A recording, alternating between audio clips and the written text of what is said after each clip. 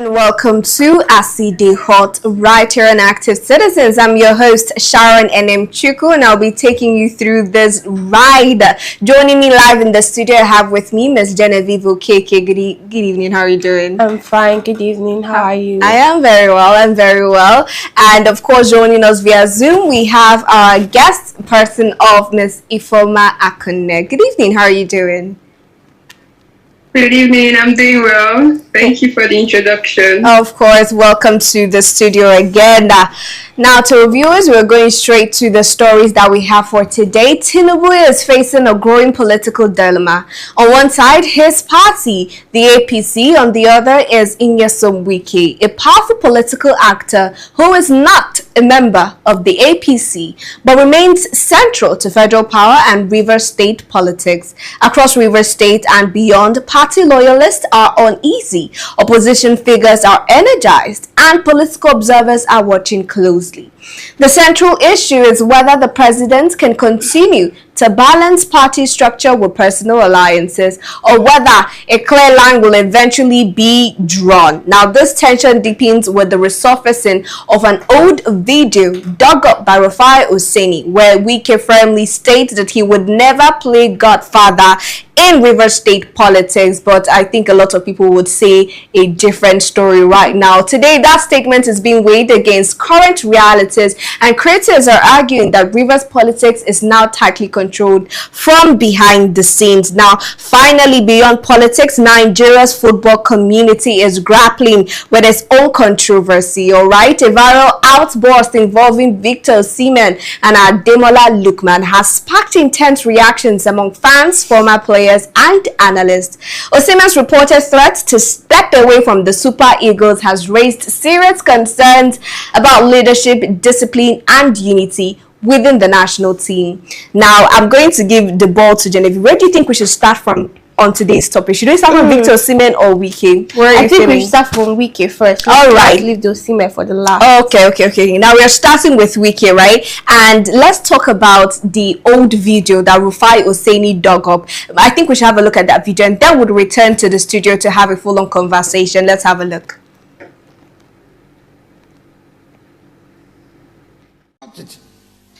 Even when you have spent your 8 years in office, that you continue to pretend to say who becomes who, whatever, in Rivers State. So what the same here? It may happen in Lagos State, but it will not happen in Rivers.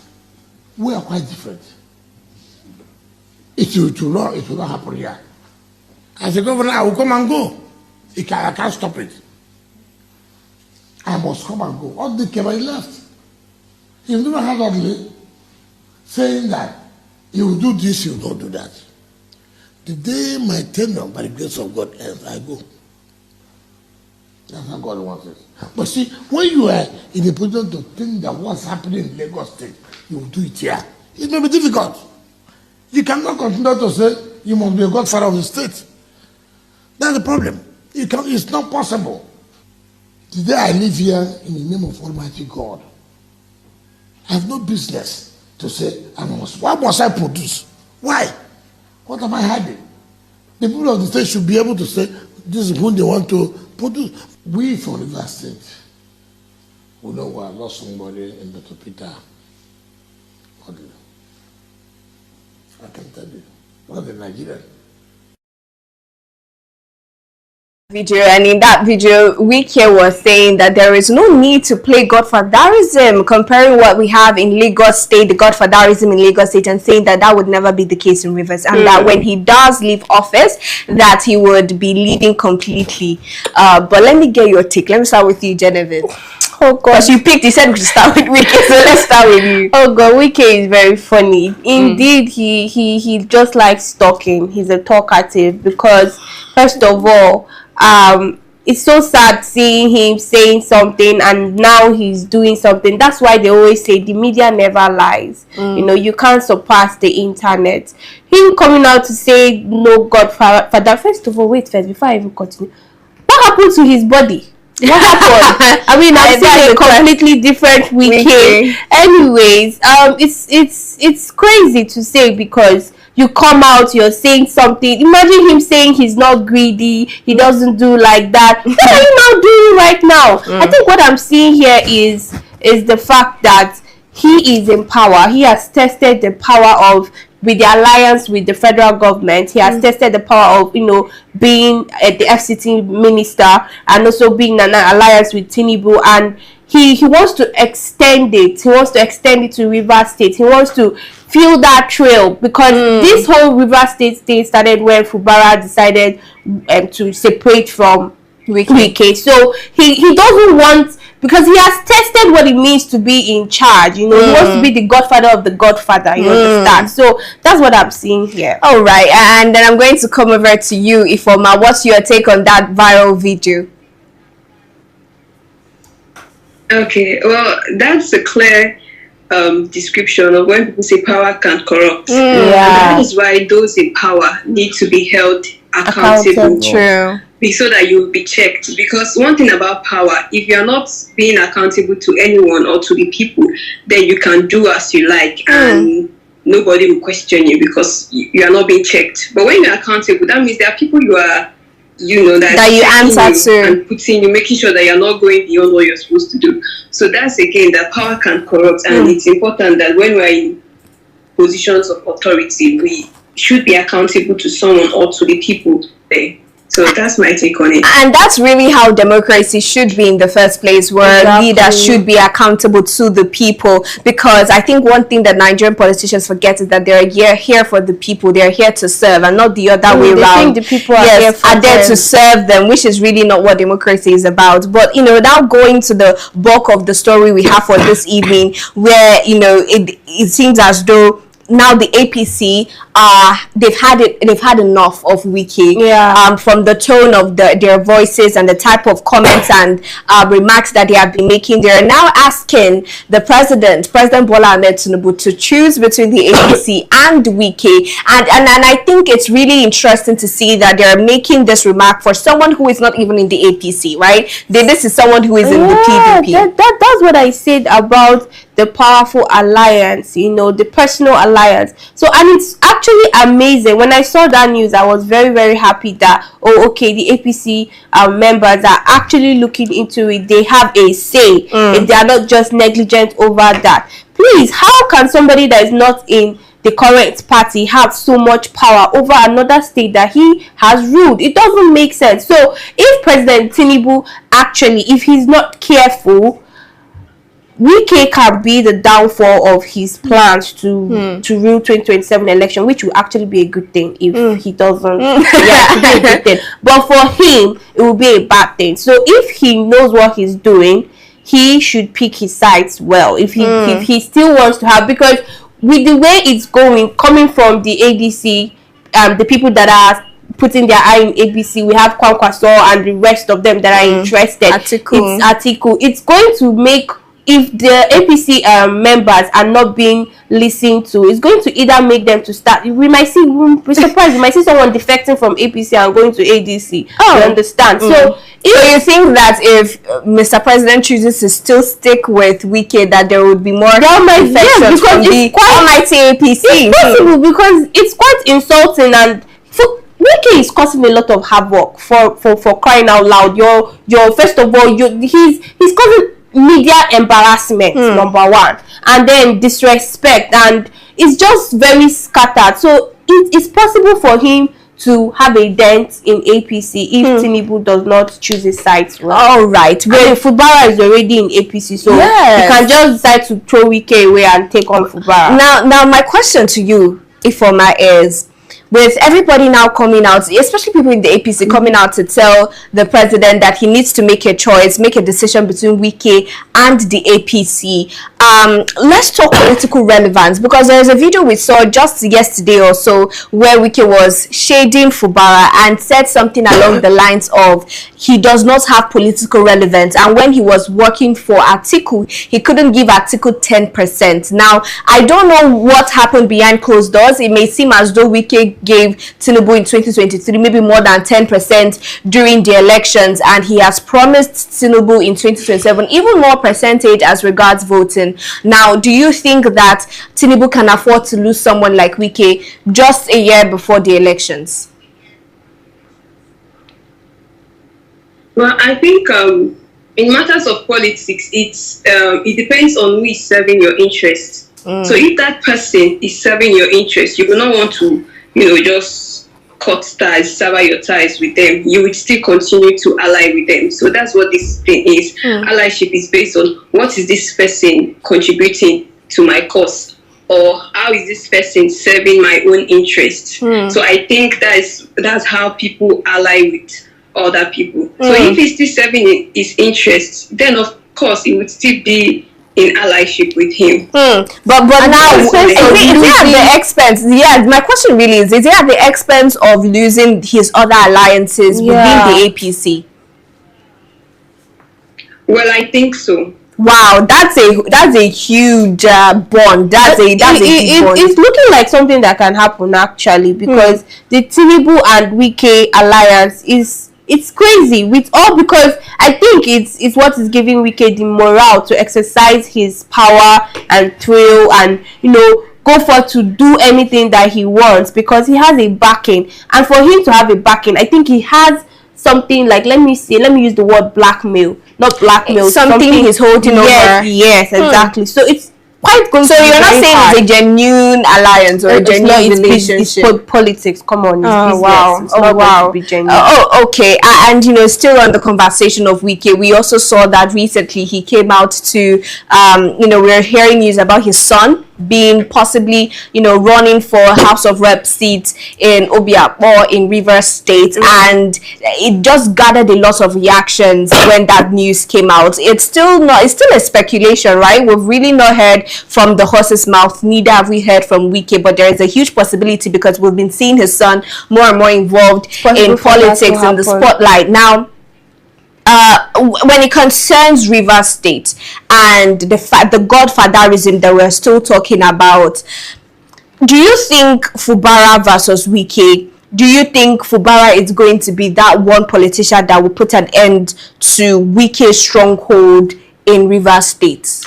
I would like to use the slang of playing dirtier than the dirty. If Fubara can play dirtier than the dirty, then it's possible. But if we are going to be realistic, I don't know how possible it will be, because Wike still have a very much hold in Rivers State. He has a lot of people that are standing with him. Okay. So if Fubara is able to play his cards well, I mean, first of all, he's now in APC. Yeah.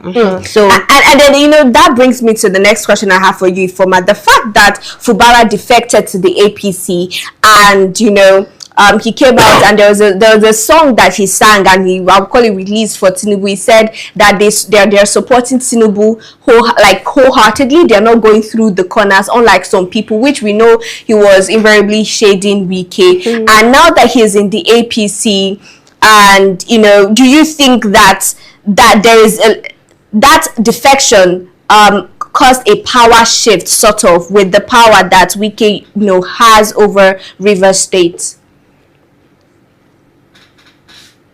Yes, but yes and no. Okay. Because it doesn't have enough leverage. Wike, obviously, Wike has been in this game for years, and it seems like he has enough backing, because he's very bold with what he says. So the fact that he does that means that he has enough backing. But does the other person have enough backing as him? Does he have enough leverage?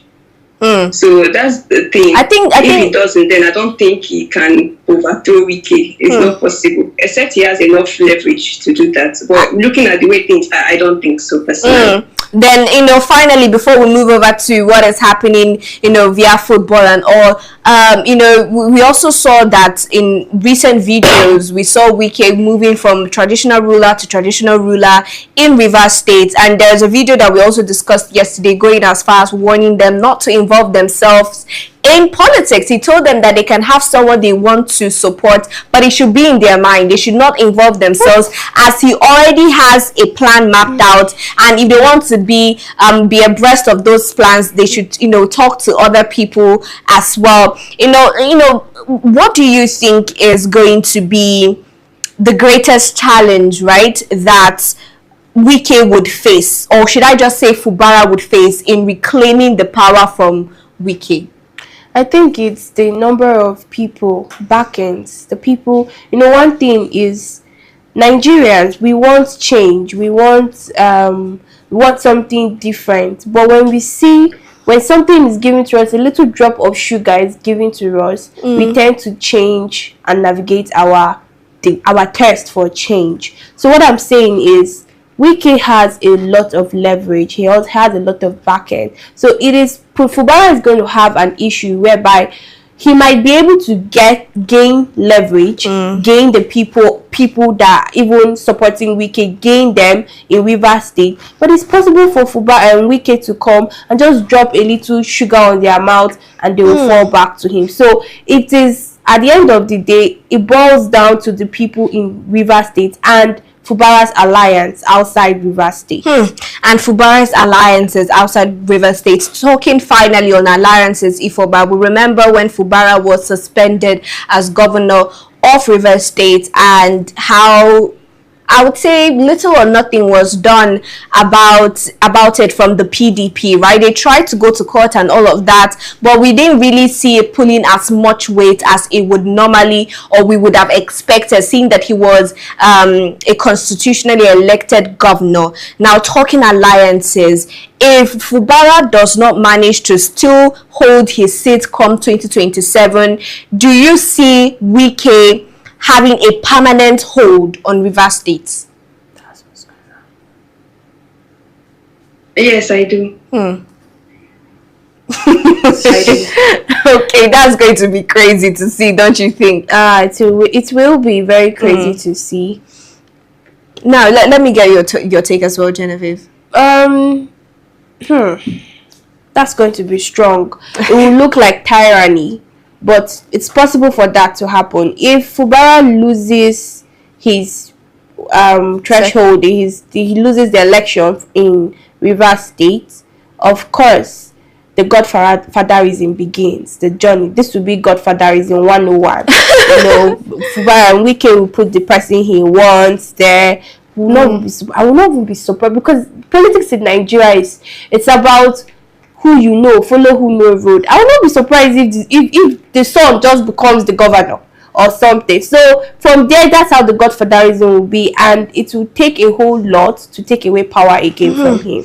It will take a whole lot indeed, and I think for the people of Rivers State, when it's during the election in 2027, would want to hear from them, from their voting, who they're going to vote for, how strongly they're going to defend Fubara, because when Fubara was reinstated, we saw Rivers just jubilating and showing their excitement on social media and all. But it doesn't end in social media. You have to use the power of your PVCs to vote who you want to lead you as governor, or maybe they're comfortable with that the INEC bodies and the law does not does not interfere with that. I understand that. Anyways, we're going to go straight to football, and I would love us to take a look at a video where we can see Victor Osimhen having a subtle conversation with his teammate Lookman on the field, and then we'll come back to the studio. Let's have a look.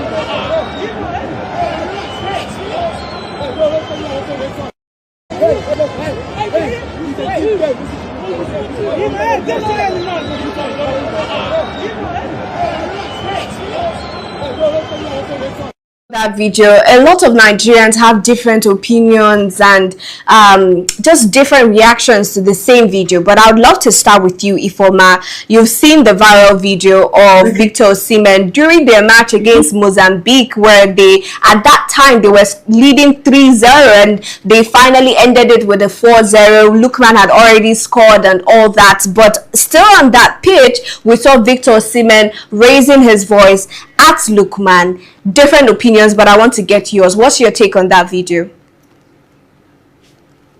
It was quite surprising to watch, but I think the team really needs to work on their collaboration and teamwork and team spirit, because watching the video, the opponents were even trying to the situation, which was really embarrassing, by the way. But again, it's for them to go back and work on how to work together.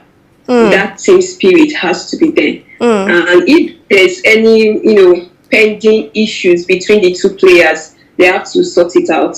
They have to really sort it out. And I agree to that wholeheartedly. And I also think it was really embarrassing to see Mozambique players trying to just squash the little tension that they had on that field. But we know, when you hear from Lookman, you hear from their coach, and you hear from the captain as well, they say this is normal, right? This is something that they see every other day on training, and it's something that even after you see Victor Osimhen act out like this, in 2 minutes or less than, you would not even know that they had any sort of altercation like that. But let me get your take, Genevieve, on that. Okay, I did a quick research when I saw the news about Victor Osimhen. I decided to research a little bit about him, and I discovered that it is his normal character. And that's the one research you were able to gather that. That's amazing. That was the one that was probably character is really important. So yeah, it is very important at the end of the day. I mean, there's this saying that they say,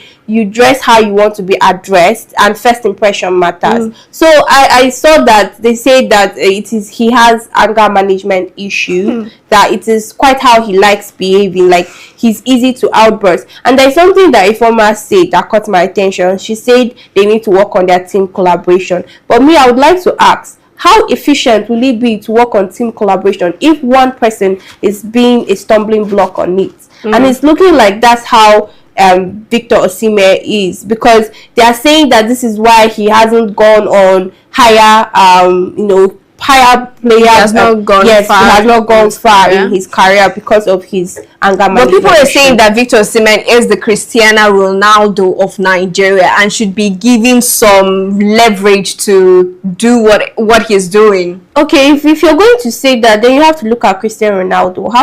How does Cristiano Ronaldo behave on the pitch? How does he do? How does he relate with his partners? It's hard for me to see altercations like this with Cristiano Ronaldo. So it takes much. If you want to be somebody that is in the spotlight, it takes much to be in the spotlight. You have to always be in control. Not just of your talent, right? You have to be in control of yourself, your emotions, how you think, especially when you're not even, in this case, Victor Osimhen is not even the captain. So why is he reacting like that? It's when he's the captain, so he needs to be in check. Yes, he's the star player, because I saw commendable things about him. They said that he won the African Player of the Year, but also he won the African Player of the Year. So he has a lot of things that he won. He won a lot of awards and all that, but he still needs to keep himself in check, because this is just like politics. If you allow, the more you keep allowing it and feel like you are entitled to some actions, it keeps getting some accolades.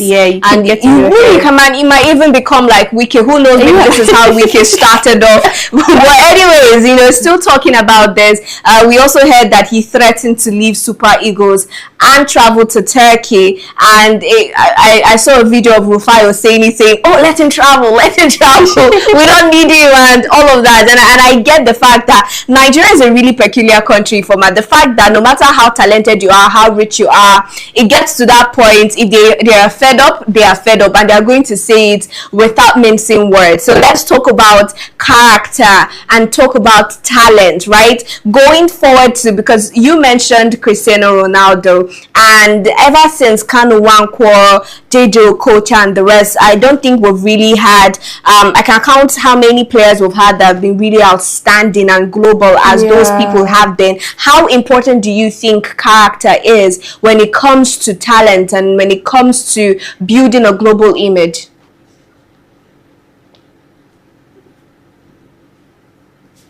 Ifeoma, did you get that question? Okay, all right. I thought you wanted Genevieve to answer. No, that's fine. Yeah, it takes more than just talent to to go global, because again, your people's perception about you matters, and if you are in the public space or you're in the spotlight, you know, likability also has its advantage, because when people like you, you get more opportunities, right? But at the same time, if it's from the news that is threatening to leave the club, then I think it's not just that, there are deeper things attached to that, because I don't think you just wake up because of one bra they had on the field and then he wants to leave. So probably there are issues that are laying low, but they're not addressing. And so I think this is just like, we're just seeing the fireworks, but we don't know what's behind the scenes. Something like that. All right. So you think that this is not a personal issue on Victor Osimhen's side, that this might be a deeper issue? Anyways, and people will have different opinions on that, but I am going to come to you as we wrap up on this conversation, Genevieve. AFCON, let's talk AFCON a little, right? We're very close to just snatching that cup, that AFCON cup. We do. Yeah, and how beautiful would that be if Nigeria does that? That would be a relief, please. At least that would be so much relief, because when last did we have something to say? When last we have, please, they should see, Victor Osimhen, calm down. You should resolve your issue, and we need you actually. Don't mind what they are saying, calm down. Don't mind what I'm saying, calm down. Resolve the issue and please bring back the cup. We do need that. It's been a while. Something brought every Nigerian together to celebrate. I think since Priscilla Ojo's wedding, everybody came together. It's been a while. We need something to cheer us on. The country's already had enough. I don't think there's a reason to keep, to fight each other, especially on national television or global stage. It doesn't speak well of us as Nigerians. But anyways, we're going to watch out as they approach the quarterfinals for AFCON and see how well Super Eagles will perform. But for now, this is where we're going to call it a wrap on the conversation. Thank you very much, Ifeoma Akune, for joining us on the conversation this evening. And to you, Genevieve Okeke, what a wonderful discussion we've had so far. I know you would agree with me. Yes, I'm really happy you did this with us. To our viewers, thank you so much for joining. If you're joining for the first time, this is Aside Hot Unactive Citizens, and you're yet to subscribe, please endeavor to do that. If not, we'll go change that for you like Victor Osimhen. Just kidding. But yes, follow us across all socials at Active Citizens, and you can find me as well across all media, Sharon Edemchuku. And you, Genevieve, you can always find me in the studio, of course. And if I'm, where can they find you? You can find me on Instagram at Ifeoma Laura Akune _ and then on LinkedIn, Ifeoma Laura Akune. I give cap for our LinkedIn people. Anyways, so we see you tomorrow. Do have a fantastic evening.